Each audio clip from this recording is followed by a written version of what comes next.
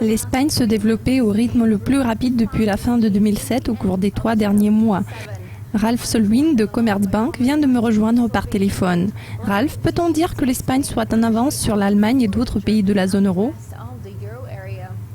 Oui, nous croyons que l'Espagne a toutes les chances de prendre de l'avance sur les autres pays de la zone euro sur le plan du rythme de développement.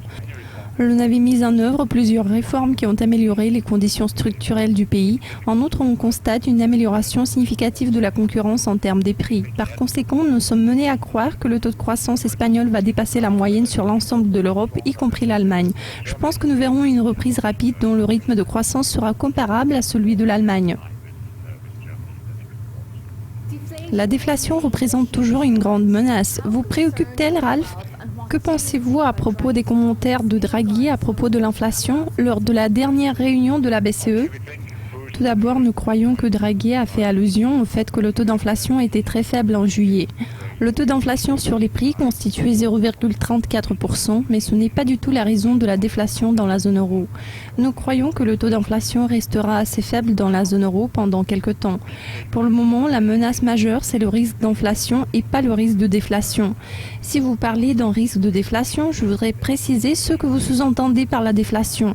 La déflation, c'est un taux d'inflation négatif pendant quelques mois consécutifs. C'est ce à quoi l'on peut s'attendre, mais il n'est pas exclu que les prix pourraient reculer encore plus en descendant en spirale au fur et à mesure de l'affaiblissement de la demande. Mais nous n'y croyons pas. Prenons l'exemple de l'Espagne. Ils ont un indice négatif de l'IPC en ce moment, ce qui est indicatif de l'inflation, mais en même temps, le pays fait preuve d'une forte croissance. Cela concerne non seulement l'Espagne, mais aussi le Portugal, ainsi que d'autres pays périphériques. Alors maintenant, il ne faudrait pas avoir peur de la déflation.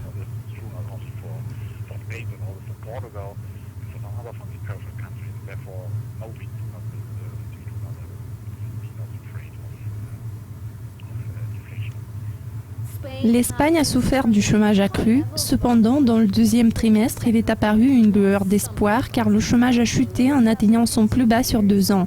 Diriez-vous que ça puisse être considéré comme un signe de reprise du marché du travail en Espagne ? Comme on voit des preuves d'une reprise robuste de l'économie espagnole, cela influence également l'état du marché du travail. Les conditions devraient devenir plus favorables. Néanmoins, le taux de chômage reste encore très élevé. Donc on ne peut pas encore affirmer que le marché du travail soit dans un meilleur état, mais nous voyons clairement des tendances positives pour les prochains mois, voire les prochaines années. L'Espagne revient lentement à la normale en termes du marché du travail.